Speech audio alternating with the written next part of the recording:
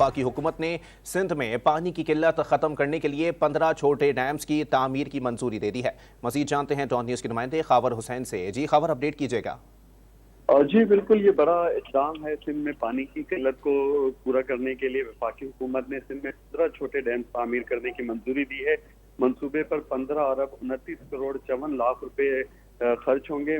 Secretary महकमा आबपाशी की जानिब से चीफ इंजीनियर स्मॉल डैम्स को मुरासला अरसाल किया गया है, जिसमें बताया गया कि वफाकी वजारत आबी वसाइल ने महकमा आबपाशी के DWP की मंजूरी के बाद 15 छोटे डैम्स की इंतजामी मंजूरी दी है और वफाकी हुकूमत ने इन मंसूबों के लिए 15 अरब रुपए जारी कर दिए गए हैं, जिनसे ठट्ठा में अलको जोखियो डैम जिस पर 99 करोड़ रुपए लागत आएगी, जबकि बिजार डैम मलीर के लिए जिसमें 90 करोड़ रुपए लागत आएगी, जामशोरों में भरनी डैम के लिए 97 करोड़ रुपए, जबकि गडाब मलीर में लकी डैम के लिए 99 करोड़ रुपए, जामशोरों में 3 डैम जो हैं वो तामीर किए जाएंगे जिनके ऊपर 99 करोड़ रुपए लागत आएगी। इस तरह से जामशोरों में हदीज डैम के लिए 99 करोड़ रुपए, ठट्ठा में शोहर डैम के लिए 98 करोड़ रुपए, मलीर में दरसानो डैम के लिए 97 करोड़ रुपए रखे गए हैं और इन मंसूबों पर अब जल्द काम शुरू हो जाएगा।